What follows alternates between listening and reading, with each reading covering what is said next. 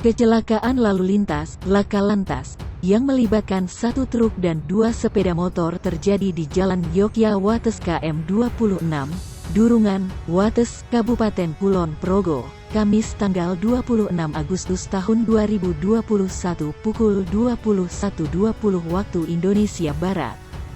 Kanit Laka Lantas Polres Kulon Progo, Ibtu Agus Kusnendar mengatakan laka lantas melibatkan antara truk Mitsubishi bernomor polisi R1448 UK, sepeda motor Honda Beat Nopol AB 5866 kc dan Honda Supra Fit Nopol AB 4049 kl.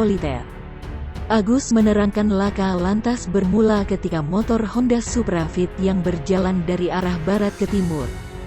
Namun sesampainya di lokasi kejadian tertabrak oleh truk Mitsubishi yang melaju dari arah timur ke barat yang mendahului kendaraan dengan melewati garis marka tengah tidak terputus.